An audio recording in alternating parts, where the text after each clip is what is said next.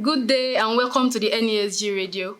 My name is Rafiat Lawa. I work with the Nigerian Economic Summit Group. The topic for today's podcast is profitable protection, that's the business advantage of food fortification compliance. And I'll be discussing this important topic with Dr. Adeyemi Oluwole Opeoluwa and Ms. Stella Ayodele Elizabeth.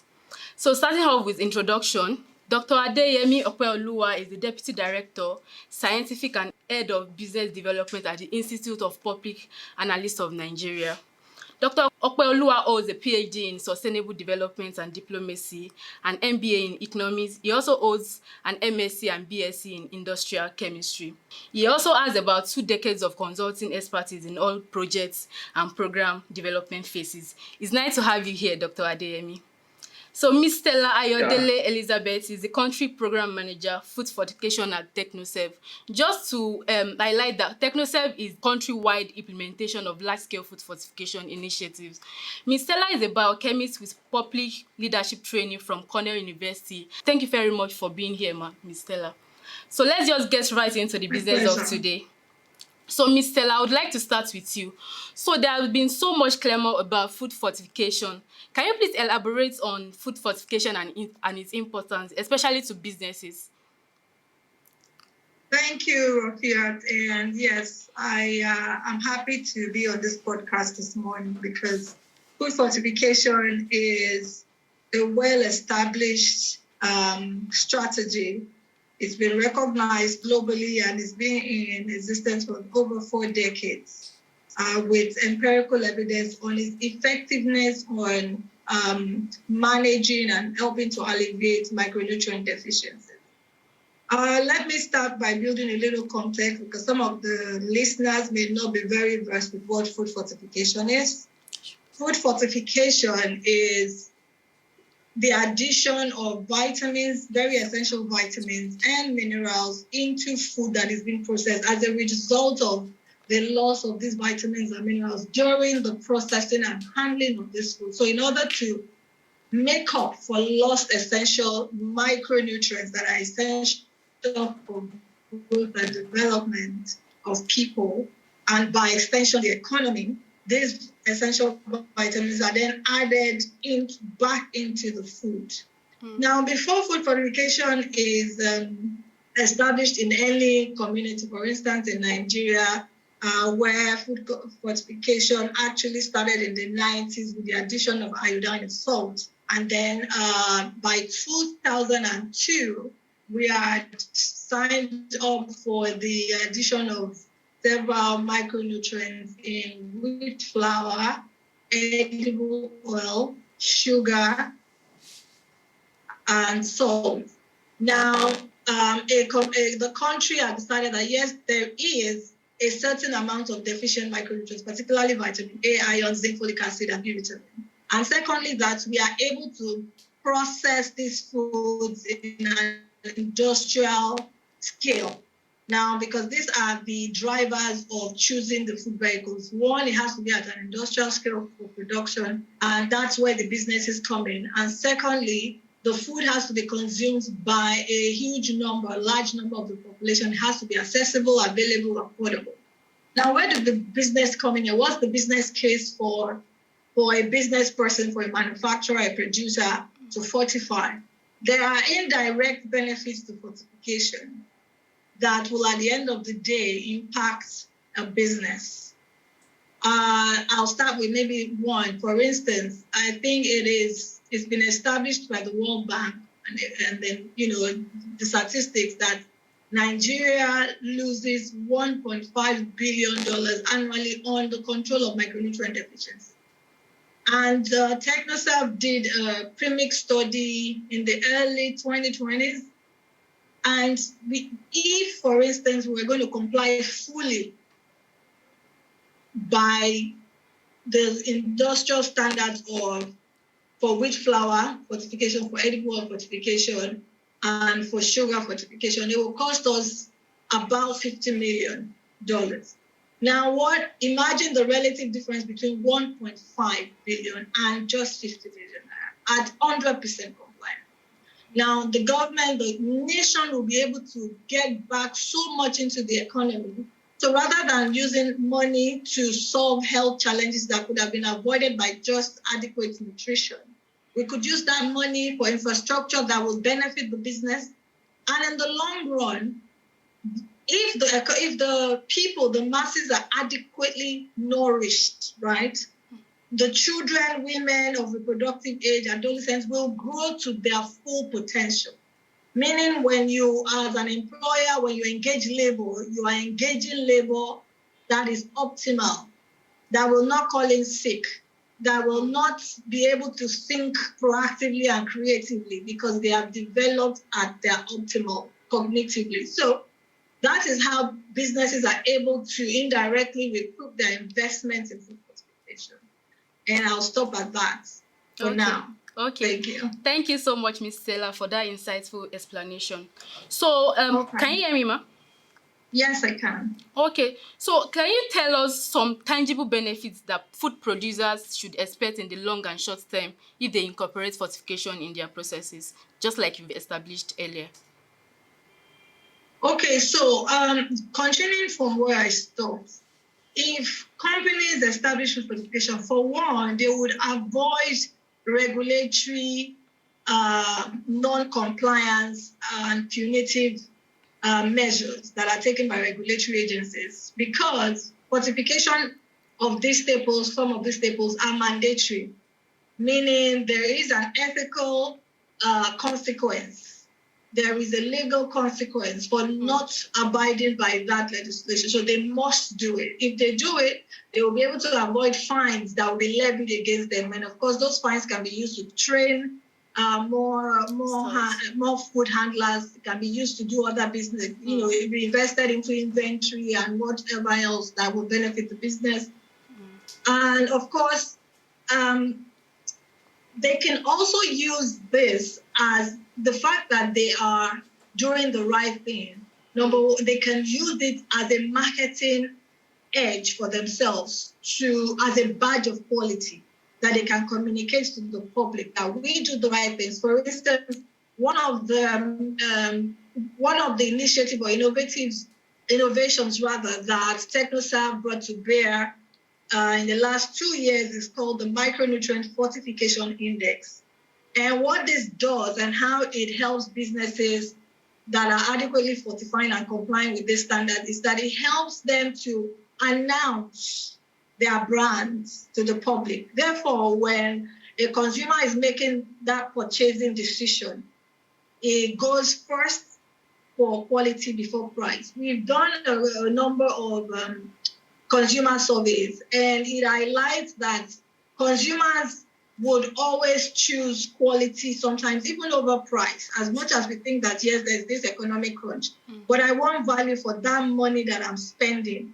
And food is one of those, it's one of the expenses that takes the most from, the average family, the average household.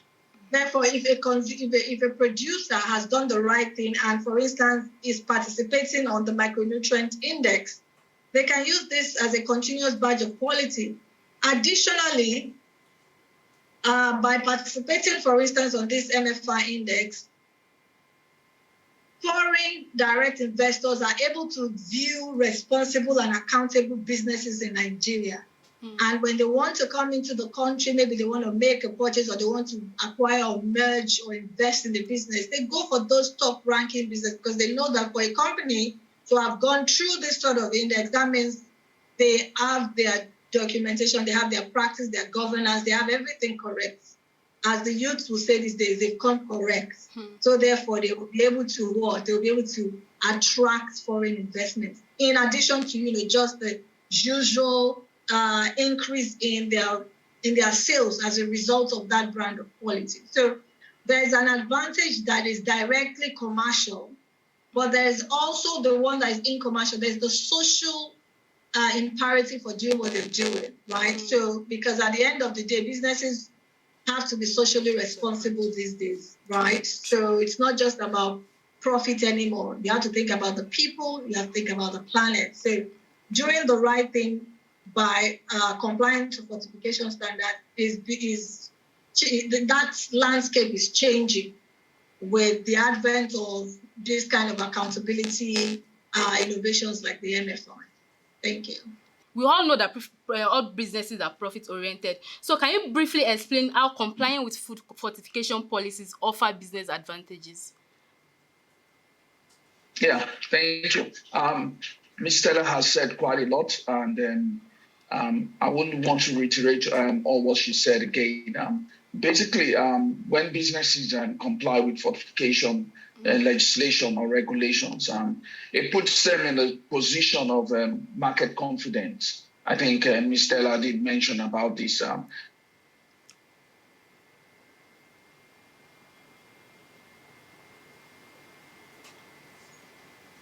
Meaning that you're sure that they will perform application processes, which confers that they are self-regulating, not just self-regulating, but they are prepared to be also investigated to show that their processes and systems are in place. Obviously, when you have systems, processes in place, and good governance in a firm organization, the effect is on the product, whether you're dealing with a tangible or intangible product. In the case we're talking about fortified and various food products. So one of the things you're going to get is market confidence. Another you're going to get is basically international recognition and local recognition, like Ms. Stella rightly said. There's also the unintended consequence of a greater market share. When your products perform, for example, if I take wheat fortified with iron, and then basically I found out that the anemia in a certain area goes down because of a certain product that is being consumed, then that certain area or population or market would want to prefer that product. So you're going to have an increase in market share. And another thing is that regulatory compliance means that you have better visibility and then from public institutions who actually regulate you.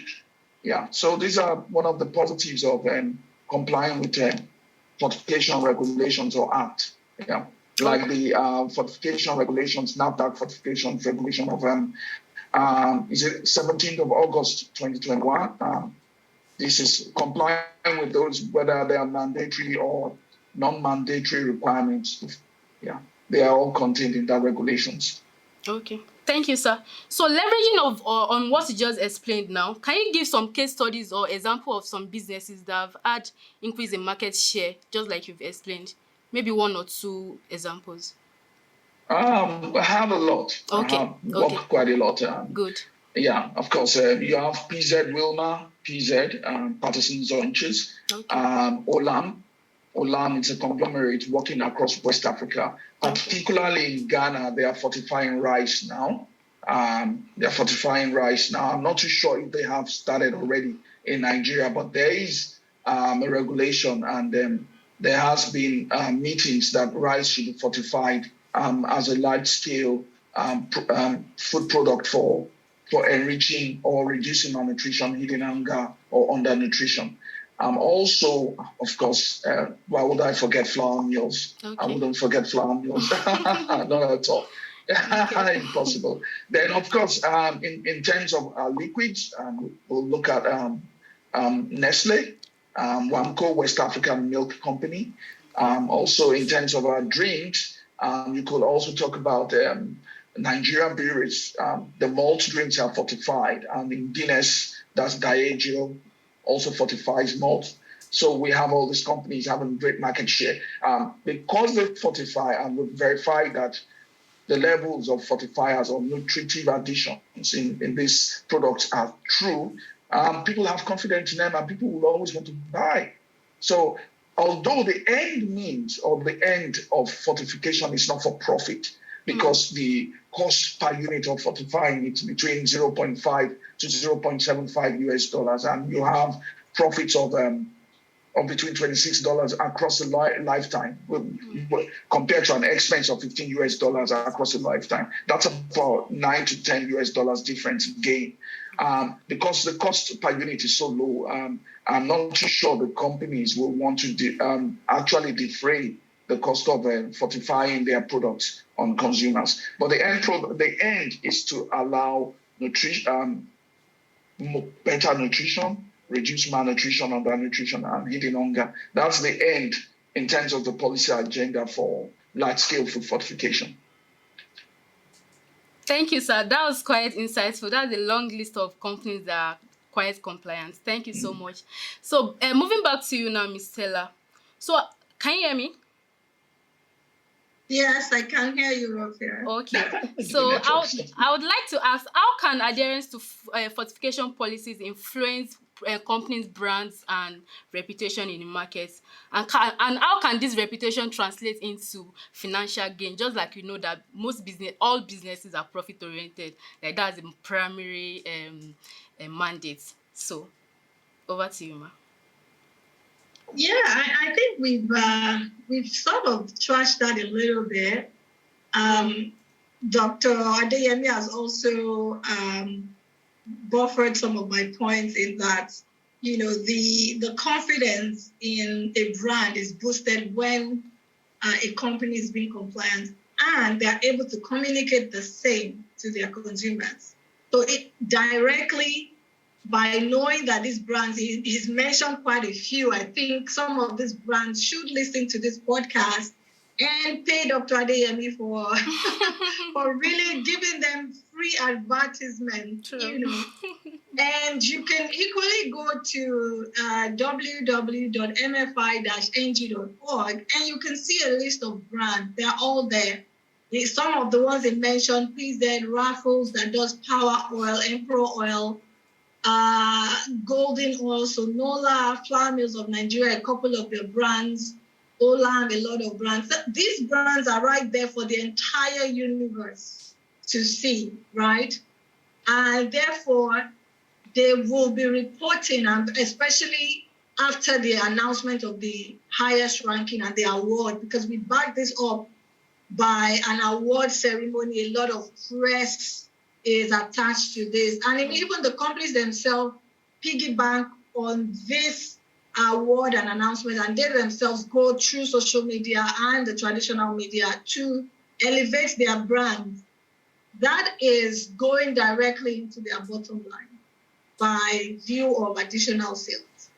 So that is how a company can directly profit from fortifying. But I think just to buttress on what Dr. Adeyemi mentioned earlier, the essence of mandatory fortification, because there are two types of fortification. There is the mandatory fortification and there's the voluntary fortification, which is market-based. So the likes of the Nestle's and the Wancos and the Comacidos and the MBLs of this world are in the voluntary category. They do this intentionally in order to give their brand a marketing edge. They want to say we've got 20 vitamins like Bonvita and all that. They do advertisement. They are allowed to really, really hone in on this marketing drive, using that fortification as an edge.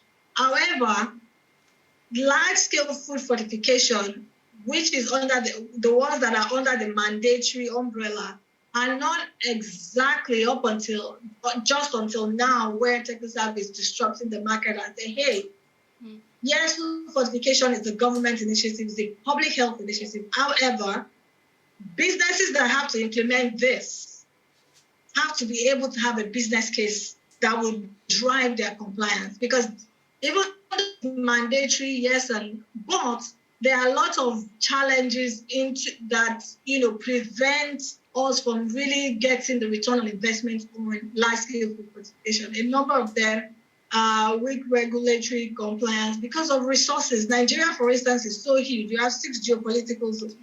Across these zones, you only have I don't think we have up to 5,000 regulatory officers that have to go to the field, from Maiduguri to Port Harcourt, from Lagos to Edo. It's huge. So then the resources are thin. So they cannot have this door-to-door oversight over the producers, right? So we're trying to drive a self-regulatory mechanism whereby it's the industry themselves that are putting themselves forward because they are seeing the business case for doing the right thing, meaning they are able to showcase their investment in fortification, and therefore they can apply this in their marketing strategy. And that's what we are trying to drive at these days. And we're seeing the difference, right? So we're trying to attach social good but to profitability. Yes, you're part of driving the social good for the people, but then at the end of the day, we understand you're in it for business. Therefore, we're giving you this opportunity to use your fortification compliance as a marketing tool. So that's how we're helping businesses. It's new, it's still novel, it's in its teething stage, but we continue to support the private sector to understand and adopt this self-regulatory mechanism that can support them to make profits, even while delivering a social public good through fortification of their product. Thank you. Yeah. Thank you so much for that insightful explanation. Thank you very much. So back to you now, Dr. Adeyemi. I know you've explained earlier that food fortification, businesses have direct or indirect benefits from food fortification. So I would like you to briefly explain the role governments can play in ensuring compliance and making the process more financially attractive to producers. Are there any incentives or subsidies that could be put in place just to support the producers? Over to you. Okay. I would like to really commend what TechnoServe has been doing in the country. They've really made a lot of impact. I just don't want to use the word a lot of impact. They've made very deep and lasting impact in terms of bringing to the fore and into our cognitive reasoning that malnutrition is not just kwashiorkor alone, but there are other aspects of feeding hunger. And I really like the work of Miss Stella. I've known her maybe about 10 years now. Yeah, she's worked with Gain and while she was still in industry, Professor Gumilanko. So in terms of the role of government, it should be a supportive role. I do understand that in Western climes that there's a form of support comes in terms of subsidies also. Not subsidies directly in that respect. You have farmers being supported on the farm by extension workers to ensure that the soils are fertile and that, for example, fertilizers are used rightly and appropriately. Because the end product will mean that the plants that we eventually consume will take their nutrients from the soil. So it's an indirect intervention from government fortification. But in terms of large-scale food fortification, which is industrial-based, you're using inorganic compounds to fortify the food, especially processed foods, like Stella rightly said, because during processing, a lot of nutritive attributes of food is lost. So you need to reinforce this back, and reinforcing it is by adding addition of vitamins, minerals, and salts, like she rightly said. The only way we could have a very good, I would want to say rich in this is if government supports or lowers maybe, for example, acquisition of equipment. It's quite an expensive venture getting equipment mixers. It's quite expensive getting the premixes. So the government could intervene in these areas. It could also intervene in with respect to lowering of subsidizing with some aspect of production cost, energy costs, maybe giving tax breaks to these producers, or what would want to say mixers or millers, as the case may be. So by so doing, you are encouraging them, like Ms. Stella rightly said, that a business case is created. Because if I'm to fortify my product and I'm doing so at a cost, how do I defray the cost? Well, yes, I did say initially that the cost of fortification is quite low, but it does amount to something eventually when you talk about the amount of food or the amount of material that has to be fortified. It does amount to something substantial. So how would what will come out of it? We rightly said this earlier that there's a business case, that there's recognition both locally, internationally. There's also increase in market share. So the producers or the users of fortifiers understand this, and that's why they are having more of a self-regulating program going on that. See, we would want to beat even the standards government have set. So in this wise, that's on one hand. On the other hand, it's the only way I can see it, because it's quite a difficult thing now for government to say we are supporting micronutrient fortification with so and so amount, then all other people in health would rise and come and say, why aren't you giving support to Kwashiorkor? Why aren't you giving support to AIDS treatment? Why aren't you giving support to COVID-19? Why aren't you giving support to institutions or firms that produce these drugs or produce materials that are used to mitigate in case of epidemics? So in my opinion, that supporting those who produce, I do mean the millers now, by giving lower import taxes on premixes and energy grants, lower excise charges while producing in country, and then tax breaks. This will be means and methods the government could support and the large-scale food fortification drive in the country. Apart from improving capacity and capabilities of regulatory agencies, especially the legal, and then also I would want to say the enforcement frameworks.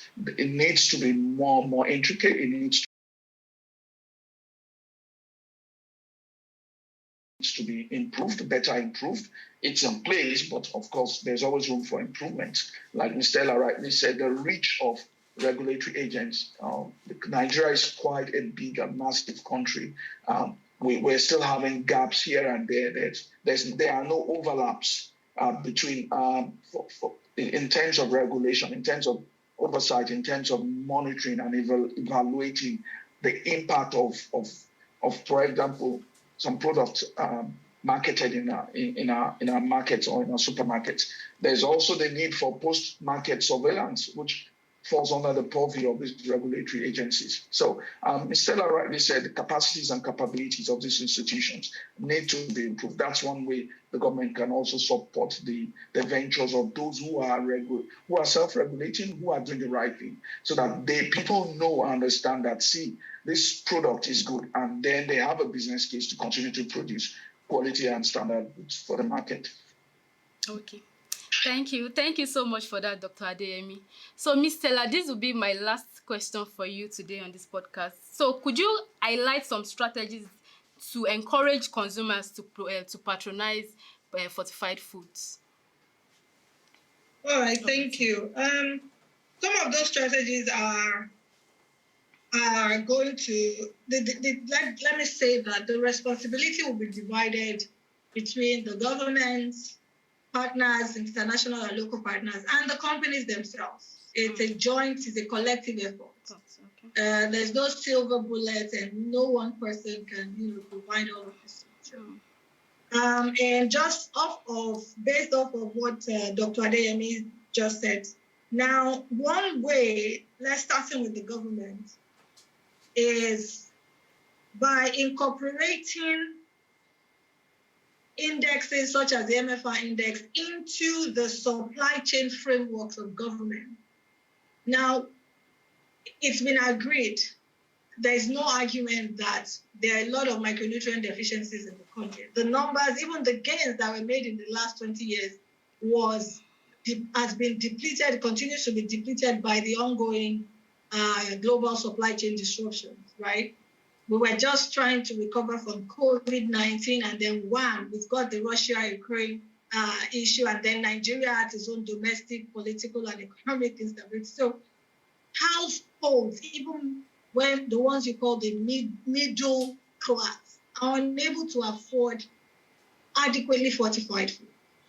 I was at a meeting recently outside the country, and I used an analogy because, when certain decisions are being made, it's very important that we have country realistic context being built into policies, framework, and guidelines. An apple in Nigeria, a nice round red or green apple in traffic or in a store will cost you about 250 naira or 300 naira, right? And the multidimensional poverty index said over 63 or is it 83 million Nigerians are living below $1, meaning hardly can 60 million people, a minimum of 60 million people, afford an apple, just one single apple, right? Now we're talking about people that are even like bottom or base of pyramid. Now working class equally cannot afford vegetables, fruits, all those nice things. We all know that the first line of defense for good health is what? Is food before drugs. And then drugs before you then go into injections and all of that. You know, one of my lecturers will always have that. Do food first. The last thing you should think about is a drug, is a medicine. So therefore, the government can incorporate all of these micronutrients into public social schemes, such as the school feeding programs. By endorsement of companies like the index, the Micronutrient Fortification Index, the government can publicly endorse such initiatives and say, fine, we will discount all of these very fantastic incentives that Dr. Adeyemi mentioned earlier, tariffs, tax holidays, energy tariffs, energy breaks or whatever, or financial packages that are different for producers, or anything that will make them produce cost effectively and be able to deliver adequately fortified foods to consumers at a price neutral way. Anything the government can do is fine. However, how can this initiative be sustainable? My suggestion or my recommendation on this podcast will be one, endorsement of the Micronutrient Fortification Index and incorporation of same into government social safety nets, such that it becomes one of the criteria that the government uses to select producers that will supply IDP camps, for instance, vegetable oil, for instance, rice, for instance, wheat. Any company that is not on such an index have no business doing business with the government in such schemes, because these are even the opportunities to feed masses. Now, on a secondary level is the responsibility of the partners such as Conducive, GAIN, and so many other international and local NGOs that are trying to support the industry. Now, to continue to build their capability and capacity to produce efficiently, cost effectively, to increase their productivity. Therefore, their bottom lines are raised and they can reduce their prices at the end of the day, despite the very harsh economic environment. And therefore, the consumers will be able to afford this. That's another. On the part of the producers themselves, they have to continuously communicate to their end consumers. These are the people that keep them in business. They have to keep them informed through their packages, through different, these days, internet of things. Information is like the cheapest thing these days. They have to communicate the nutritional benefits of their food, and they have to produce responsibly as well, and make sure that their consumers are constantly aware of the implication of choosing different types of foods that do not have adequate micronutrients. So I think it's a shared responsibility. And once consumers are aware, those of us that are at that level of, that have that decision-making advantage, those of us that have the opportunity to be educated. However, for those that do not have that opportunity as consumers, such as those that are below the pyramid, those that are in within the social safety net programs, I will reiterate over and again that the government and partners should please endorse the MFI and select those companies so that other companies are encouraged, because they are seeing their counterparts being more competitive. They are seeing their counterparts having more consumer base. They are then encouraged to, participate in this in a self-regulatory initiative. And at the end of the day, I think if we do this for the next decade and a half or 2 decades, by 2030, we will be contributing, significantly to the SDG goal number 2, for zero hunger, which includes ending hunger as well. Thank you. Thank you. Thank you so much, Miss Stella. Thank you so much for that insightful explanation. And lastly My today, pleasure. Dr. Adeyemi, I know you mentioned NAFDAC regulations based on food fortification. Are there other Yeah. regulatory frameworks that are currently in place in Nigeria to ensure food fortification compliance? I'm aware of that of NAFDAC, which is very clear, has very clear content. But I do know that the Sun has the mandate to set the standards, which were contained in the August 2021 food fortification regulations. So I'm aware of that of SON, which requires every other institution, which also I'm sure part of that. I'm sure TechnoServe was part of the team that was on the technical team that drafted all the standards to ensure that both mandatory and voluntary fortification is permeates in our society. That voluntary by the industries make it who want to make a business case, and mandatory, which is required by some major food vehicles like wheat, salt, sugar, and vegetable oil has to be really fortified either with vitamin A for vegetable oil and for wheat, vitamin A and iron and zinc, then for iodine in salt. So basically, I would like to speak a little bit on the strategies now before going back to other regulations. Ms. Stella did mention things about social safety net programs. This is very, very key. She glossed over it, but it's very, very key that both government safety nets and the social security safety net programs are well in place. This will ensure that those beyond the pyramid, actually, I want to mention the Maslow's pyramid now. There are some far, far below that needs to be, they can be reached. Those in the riverine areas, those like in Lagos here, I sometimes take a drive to Morocco. I sometimes take a drive to those living quite offshore. I notice the abject poverty and what they eat.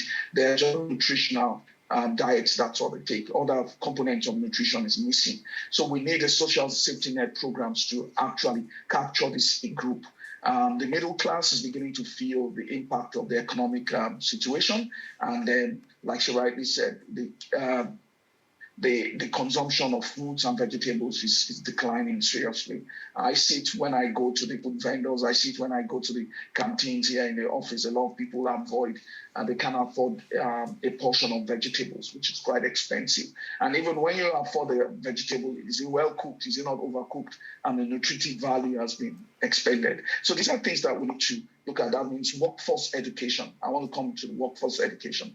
Those providing meals in the places of work need to be educated about how to manage this meal so that the nutritive content is not lost. That's the weakness in bio fortification, because the time from the farm to the table where it's consumed needs to be short. Otherwise, when food gets damaged, the nutrient that has been bio-fortified by either genetic means has been lost. So now the regulations.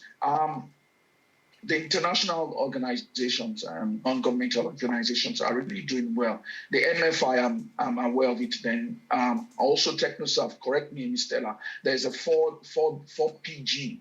There's also the 4PG framework that you developed, which is excellent. I love that. Yeah, the 4PG framework you developed. I really love that. Excellent. And then, so I want to say, this is my opinion, our observation being on the field, that the international organizations have really been the bridge between the private industry and public, which means the government. For example, in the forefront, not to advertise, but I need to say it, TechnoServe has been excellent in this, working with BASF, BASF Germany. TechnoServe has also been in the forefront supporting the Bill and Melinda Gates programs here in Nigeria with the Global Alliance for Improved Nutrition. There's Kasfani. So TechnoServe has really been a great bridge and a trailblazer in bringing about the issues of micronutrient deficiency in Nigeria. So I would want to say that TechnoServe is part of those who are helping to regulate the system, albeit they are non-partisan, they are non-profit. So I want to say these are the three key agendas like this. That from the NAFDAC Act, SUN's mandate to develop standards, and TechnoServe's foray in Nigeria to help bring into recognition what the regulations and the standards require, and to help consumers, both consumers, the producer, the private entity, and public, the government, to understand the importance of nutritional balance in public health space. Thank you. Thank you. Thank you so much for that, Dr. Adeyemi. So we have come to the end of today's podcast. Thank you, Ms. Stella and Dr. Adeyemi, for participating in today's interesting program. So just as we've heard from the experts, it is important to fortify our food as it offers numerous benefits to producers that are compliant. And just like they said, it is important to incentivize producers that are compliant, and it is also important to endorse the MFI, that's the Micronutrient Food Fortification Index. Dr. Adeyemi also mentioned that there are 3 regulatory policies that are in place. So it is important to implement these policies, which are the NAFDAC regulations, the SON regulations, and the policies from TechnoServe. So thank you for joining in once again. You can learn more about food fortification by visiting www.nestgroup.org, or you can also learn about more interesting programs on www.nestgroup.org/podcast. Thank you once again. Bye.